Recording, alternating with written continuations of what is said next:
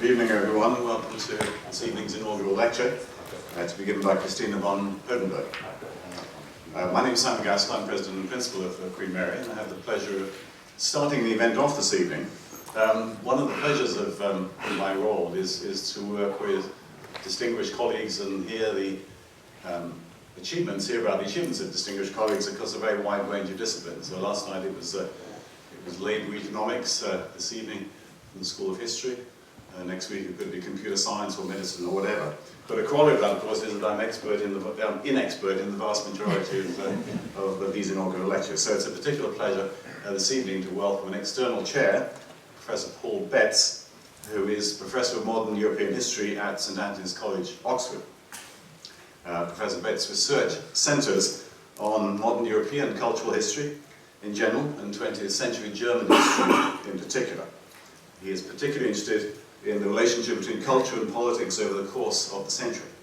He has worked on the themes of material culture, cultural diplomacy, photography, memory and nostalgia, human rights and international justice, death and the changing notions of private life. So more than qualified to chair this evening's event.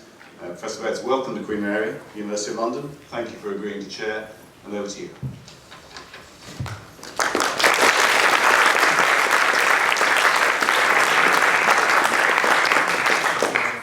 Thank you very much for that. Can you hear me in the back? Okay. It is my great privilege and pleasure to say a few words of introduction on the occasion of Christina von Hodenberg's inaugural lecture tonight. I first met Christina about 10 years ago at a conference in London, and we have served on various conference panels together over the years and have been in good contact ever since. I was familiar with her work before I met her and have great respect for her published work as well as for her formidable reputation in the field of modern German history, both in this country and abroad.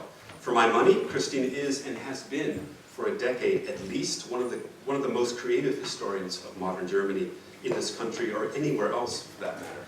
Her research interests cover a variety of themes, including gender, class, generation, and media history, and she is the author of several pioneering books on 19th and 20th century European history.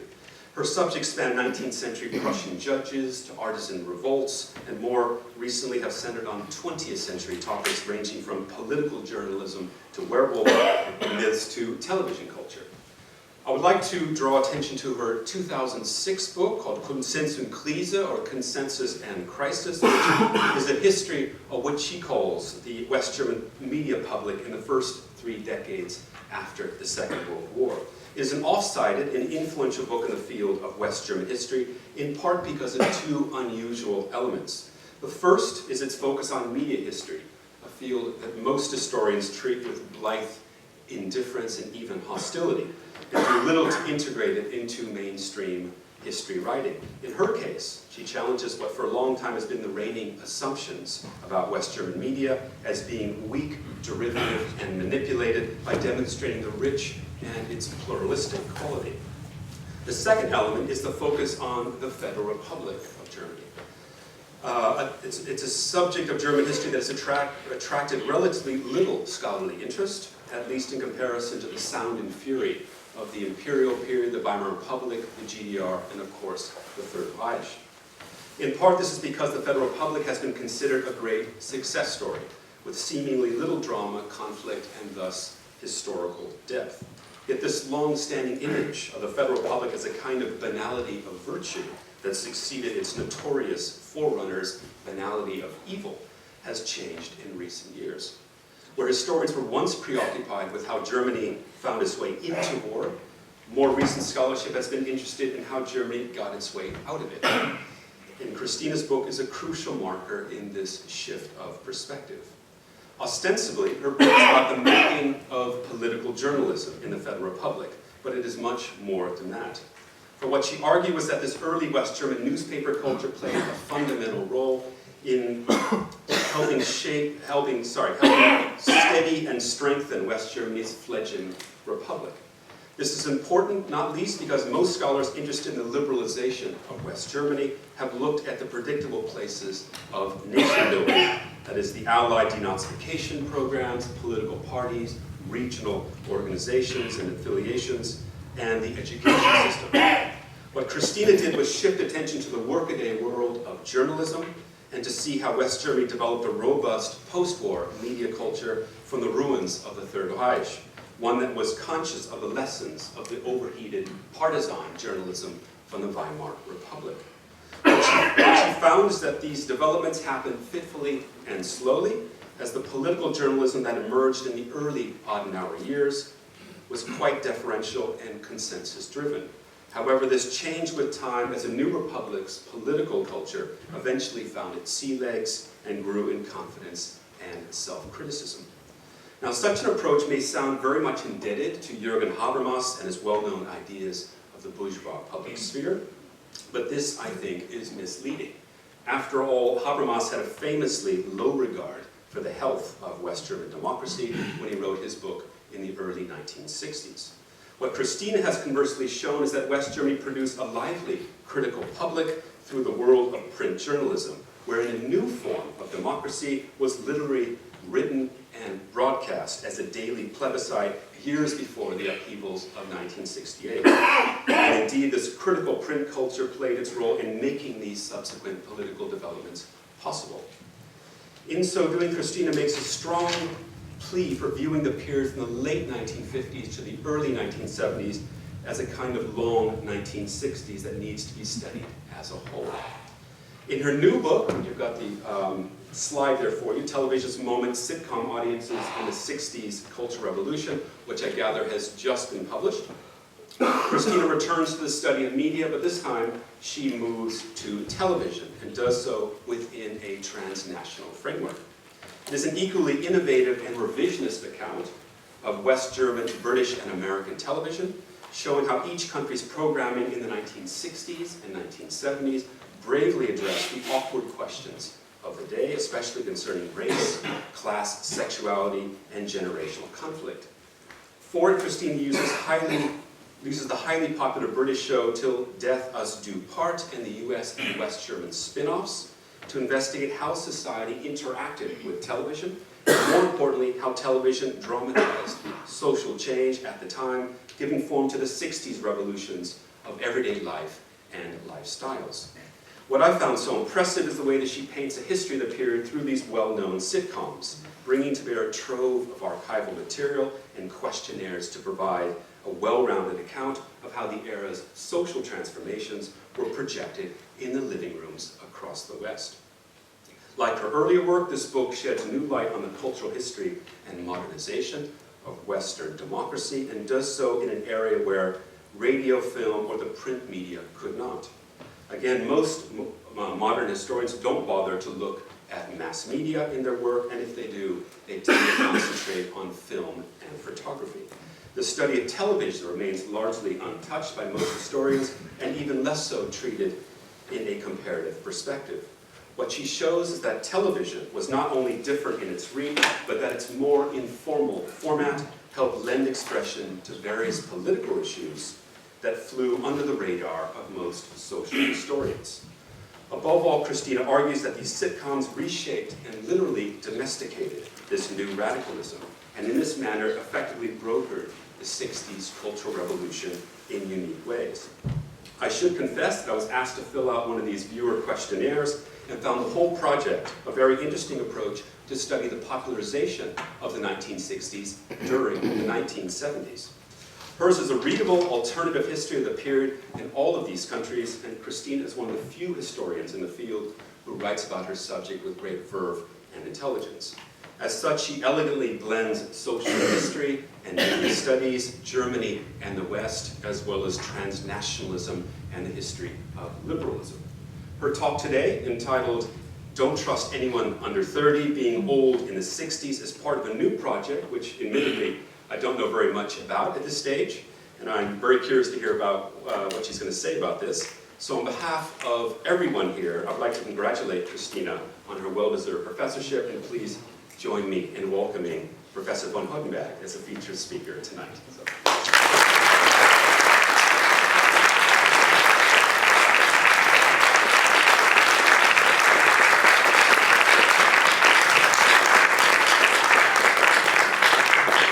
Thank you so much, Paul, and thank you, Professor ask him as well.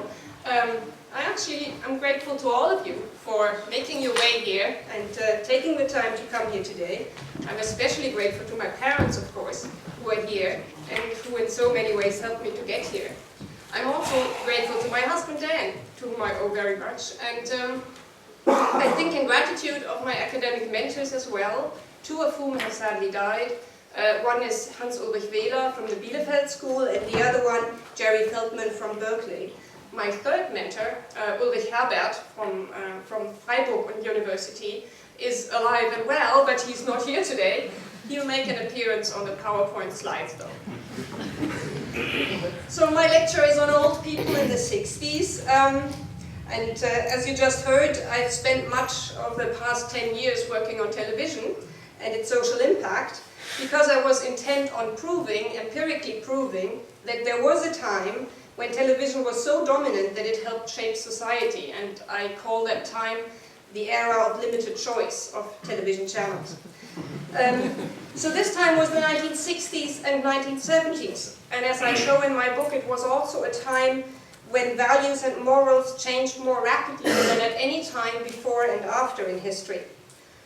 By the way, when I speak of the 60s, I mean the long 60s, and Paul already alluded to this, usually a period from 1957 to roughly 1974, which social scientists generally recognize to have seen that unusually speedy value transformation.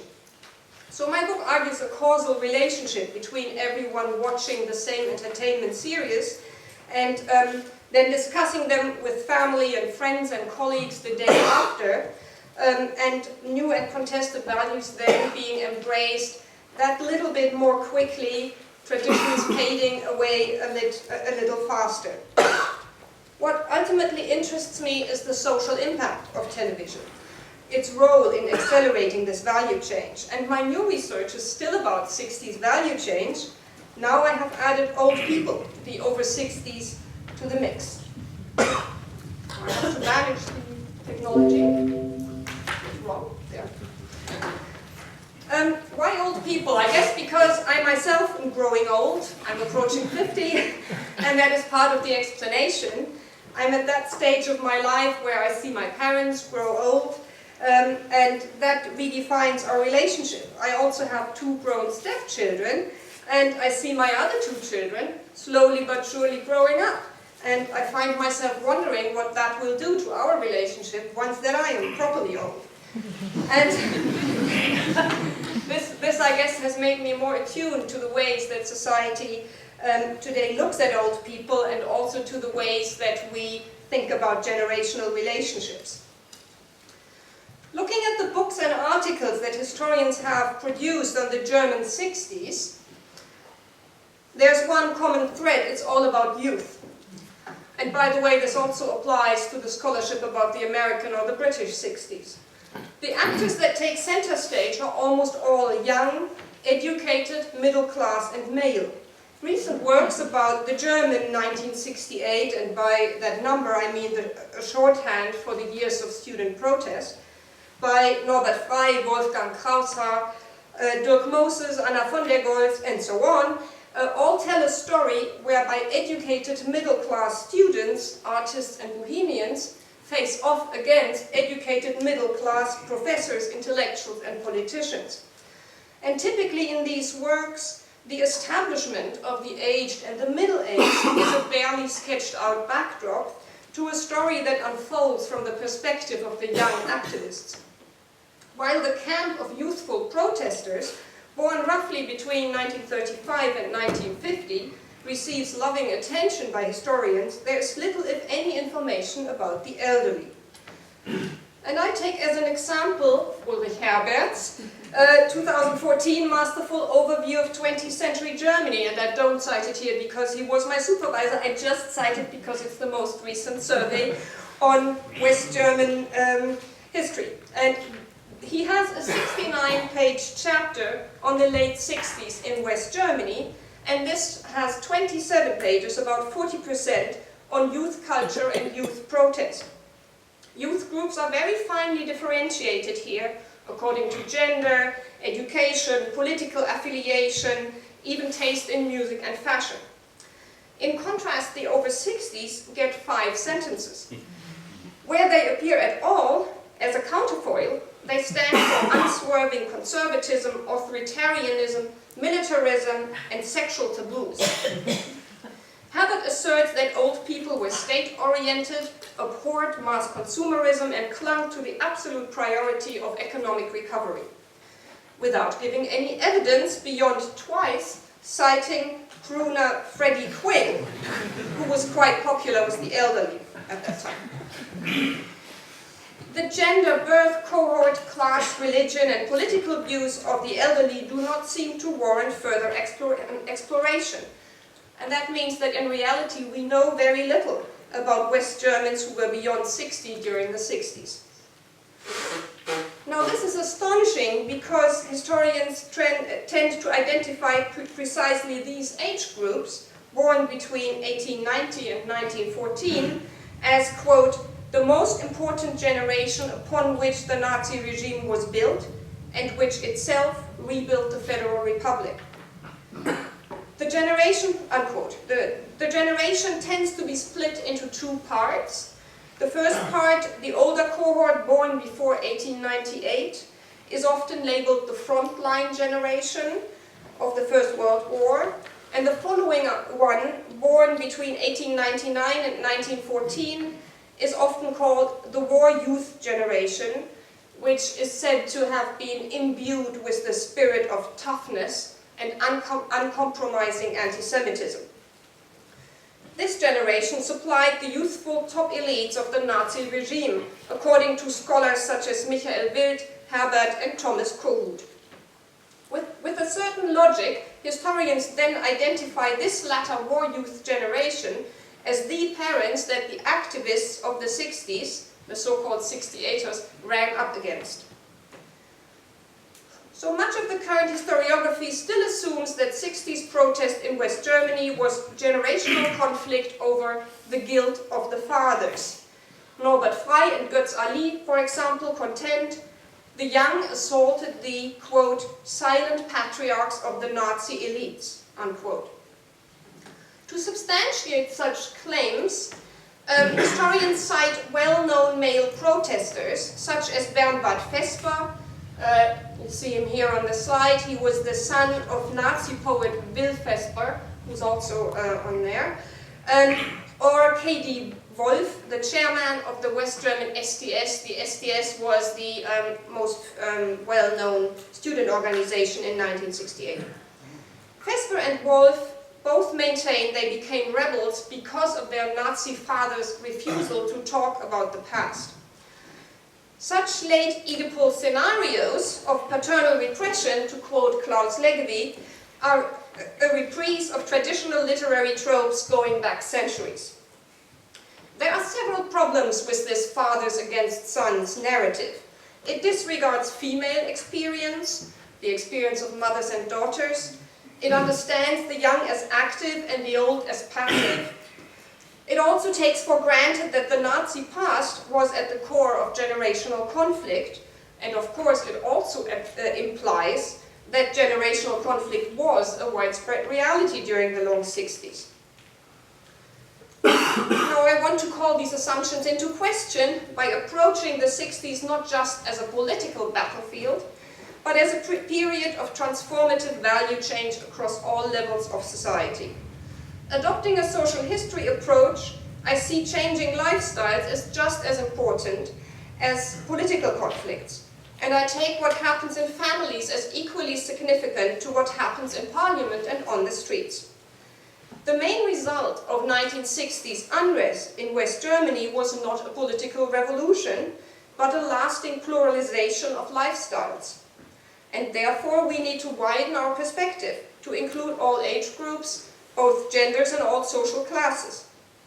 I explore the role of the over 60s in social change, their attitudes to youth and consumerism, how they related to their children, and to what extent the legacy of Nazism defined their role in family and society. To answer such questions, of course, I needed to find sources about the private and public lives of the over 60s. I needed testimony beyond these small circles of the educated elites.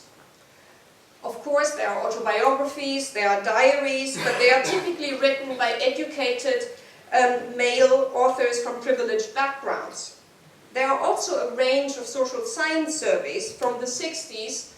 They were mostly carried out among inhabitants of nursing homes during the last few years of life, in order to gauge the need to build new care homes. But this group of the ill cared for were a group numbering less than 4% of the over 60s in West Germany. What I was searching for was first-hand information from the vast majority of aging people, those who were neither highly educated nor confined to care homes. I finally found my witnesses when I happened to discover a pile of 1.5 tons of files and 3,600 hours of magnetic tapes, that's part of them there, in a cellar in Heidelberg. Now, historians are truffle pigs, and I'm no exception. These were the remains of the so-called Bolsa, the Bonn longitudinal study of aging. Bolsa was the first gerontological large-scale study in Germany. It ran for 20 years, between 1965 and 1984 at the universities of Bonn and Heidelberg. And it was led by professors of psychology, Hans Thome and Ursula Lehr, who you see here on the picture. They are listening to one of the Bolsa subjects reciting a poem on a trip. Now, Bolsa is particularly exciting because it was built on extensive, semi-standardized, repeated one-to-one interviews of 222 old men and women. And here's a picture from these interview situations. And if you look closely, you can actually see the microphones on the tables that go to the tape recorders where everything is recorded on tape. So each subject came to Bonn every 2 to 3 years until their death, over 20 years, and each time he or she left about 10 hours of recorded conversation. The interviewers were young psychologists who had been trained to let people talk as much as possible, as freely as possible, while not showing any emotional involvement themselves. So here are my witnesses. I call them the Balzacs. Who were the Balzacs? The Balzacs come from an area around the Rhineland, the Ruhr and Frankfurt. It's shaded green here on this map of West Germany at the time. 2 age groups were recruited. One was born between 1890 and 1895, and the second one between 1900 and 1905. Therefore, the age groups correspond to the so-called frontline generation and war youth generation. The subjects came from the lower and lower middle classes, and these are their faces. Their tapes are a sensational find because they are by far the earliest recorded biographical interviews that we have by ordinary West Germans. Oral history projects in West Germany only began in the mid-1980s, and I'm currently working together with a team at the University of Halle to digitize these extremely valuable sources with funding by German research foundations. In a way, these tapes are so exciting because there's nothing about which the subjects do not talk. They give answers to the kind of questions that you probably wished you had asked your great-grandmother or your grandfather before they died.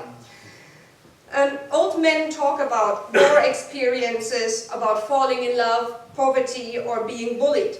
Old women talk about their siblings, marriage problems, abortions, hunger, and politics.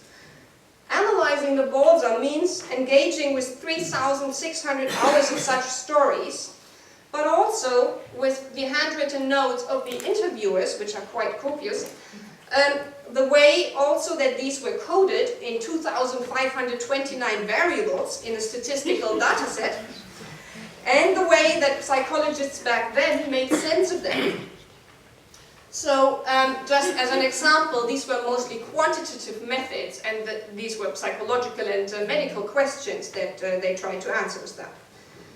It's a fascinating story in itself how the research team around Tomé and Lehr designed the study and interpreted the findings.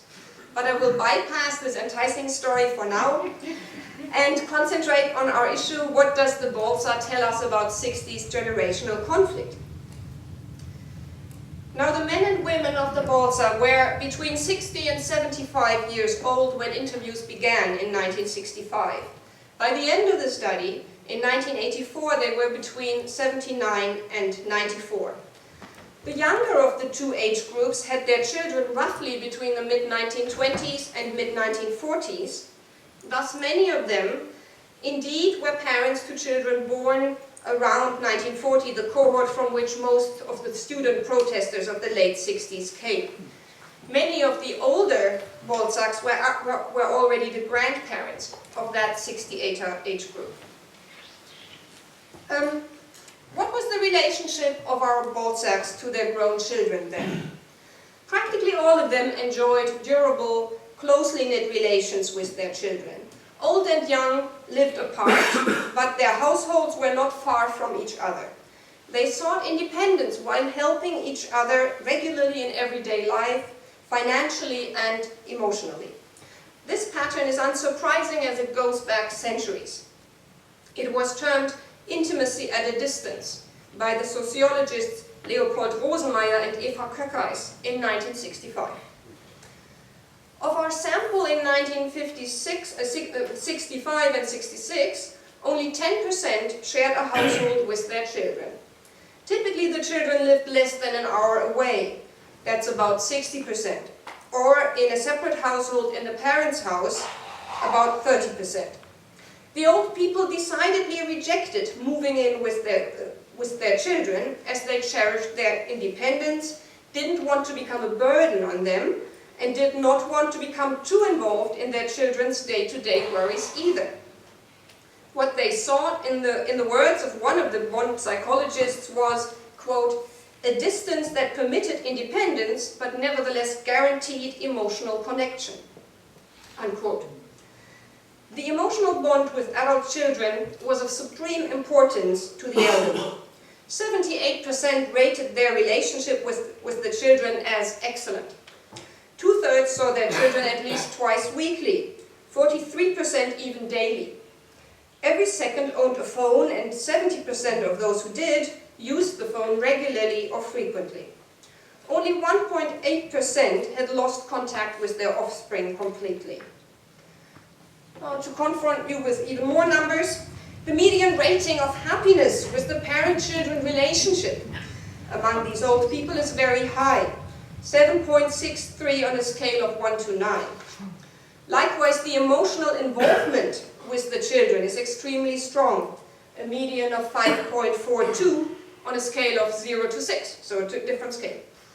It was even more important to them how their children were doing than how their partner was doing.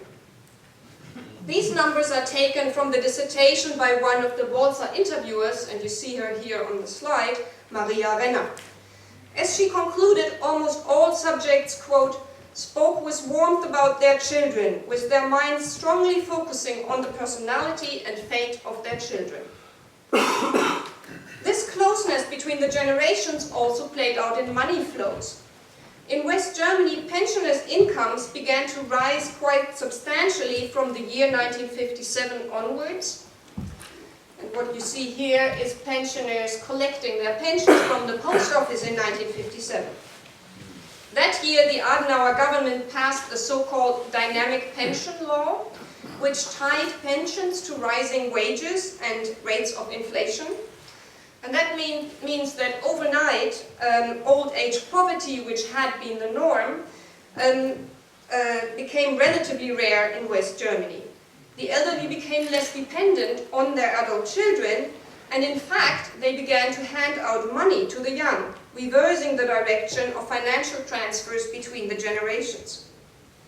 After 1957, cash injections for children and grandchildren were central to intergenerational relationships. They typically happened to enable the children to build a house, pay for a holiday, or buy nice clothing for the grandchildren. These transfers were so common that even the poorest Balzacs, mostly widows, skimped on heating and meals to be able to give regular cash presents for their grandparents' birthdays, Christmas, and school reports.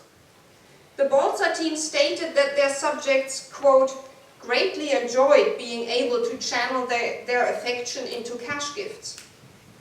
The elderly in this respect feel more empowered than at any other point in their lives, unquote.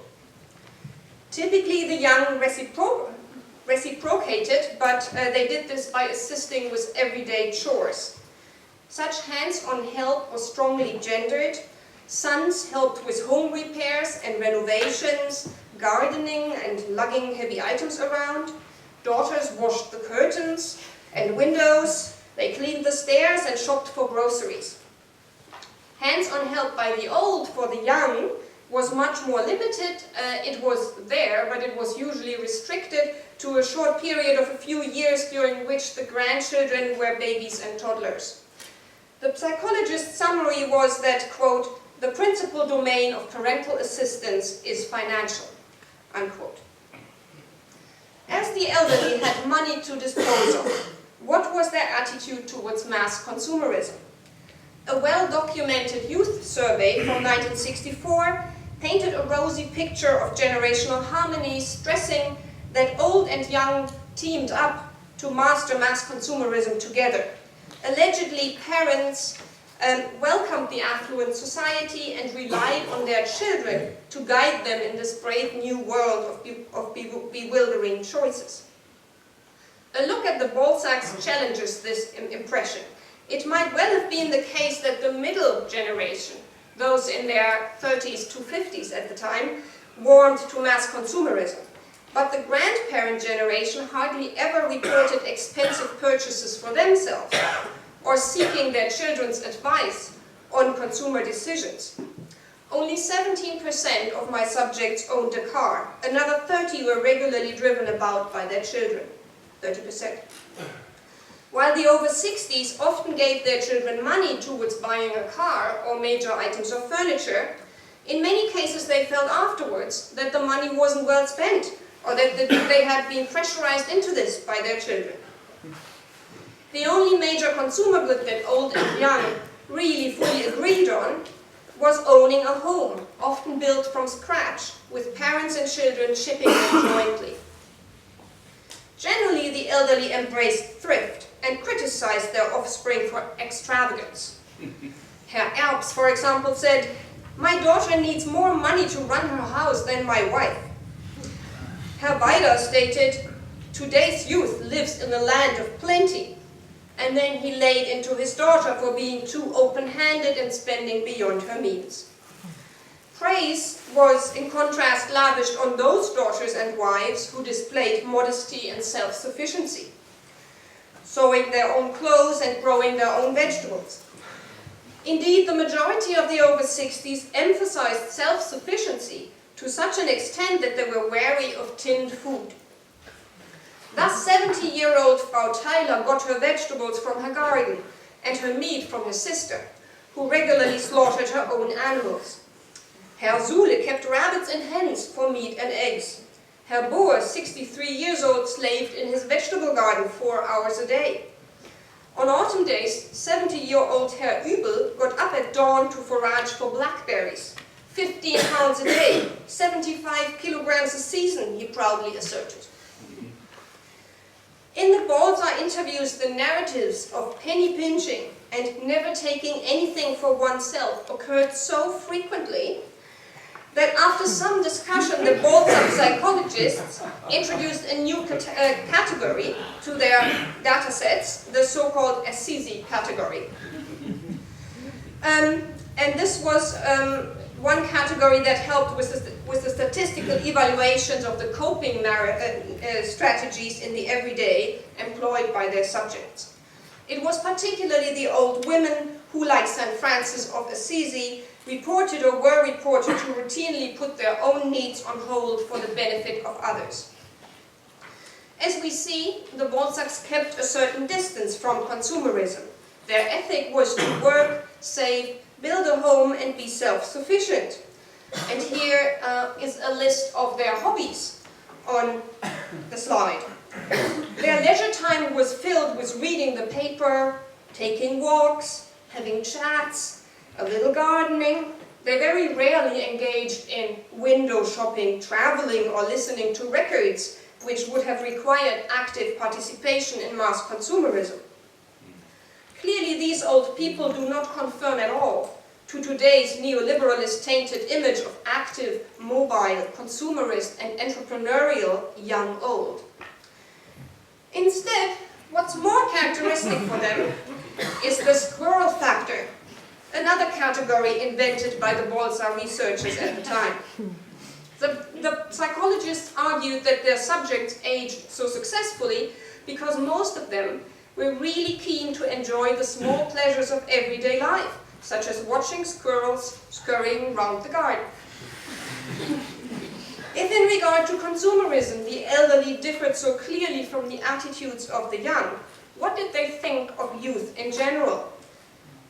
I'm lucky in that respect because in 1967 and 68, all Balzacs were interviewed in much detail about their stance towards today's 16 to 20-year-olds. Their responses were then compared with the control group between 33 and 58 years of age, so a middle-aged group. It turns out that the old subjects criticized youth much more strongly than the middle-aged subjects did.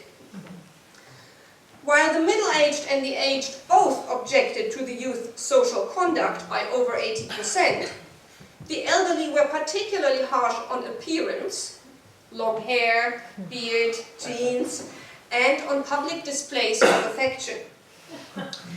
Interestingly, those elderly who most sternly and stereotypically reprimanded today's youth were not the same ones who were locked in conflict with their own offspring.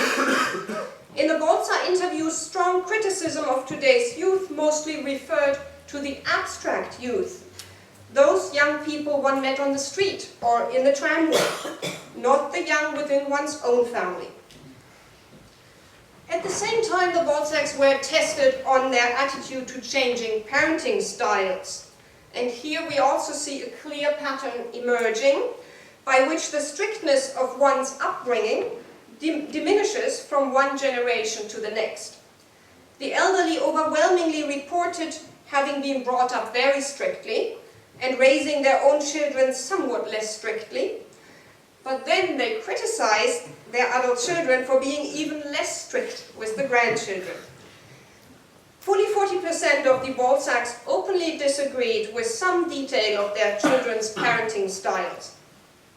But crucially, most chose not to admonish their sons and daughters in this respect, as they feared that this could backfire and, quote, poison the family bonds, unquote. Typically, relations between grandparents and grandchildren were very good. 3/4 of all grandparents saw their grandchildren at least once a week. They were highly emotionally involved and tried to keep out of conflicts between the younger and the middle generation as much as possible. Thus, the elderly kept silent about their differing views on conduct, appearance, and education, as far as they could. In this respect, intergenerational harmony within families was achieved by strategic restraint on the part of the old. Finally, I had a look at those families in my sample where the old and the young were at odds. Clearly, such cases were the exception. 70% of parents were highly satisfied, whereas only 12% were rather dissatisfied and 3% very dissatisfied with the relationship to their children. Whence the unhappiness? A statistical analysis first reveals some surprising patterns. Disappointment with the parent-children relationship significantly correlates with only 2 factors: car ownership and refugee background. Those who lacked access to a car saw their children less often, which left them more dissatisfied. The same held for those who had immigrated to West Germany from East Germany and from the former German provinces before the end of the war, and many had adult children who had stayed behind and now were trapped behind the Iron Curtain. and that also increased dissatisfaction. The patterns of conflict suspected by historians, male politicized students confronting their fathers about the Nazi past, are not at all borne out by my sample. Fathers were no more often at odds with their children than mothers. Disagreement over the Nazi past was not mentioned once. And in any case, open conflict within families was very rare. I closed in on a subset of 26 of my 222 cases in which the Balzacs reported particular unhappiness in the parental role. Fully 8 of these were men and women who were distraught at their childlessness. 4 were affected by the death or severe mental illness of a son or daughter. As these cases cannot really count as generational conflict, we are left with 14 families. Of these, 8 were embroiled in open conflict, and note that is a mere 3.6% of my sample, while in the other 6, the parents voiced their criticism only in the interview situation. What was the strife about? Most often, parents objected to the choice of marriage partners, 9 times.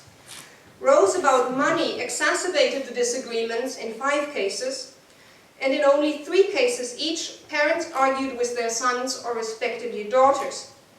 Much more often, they clashed with the son-in-law, 7 times, or the daughter-in-law, 4 times. There was no particular pattern here about fathers and sons or mothers and daughters.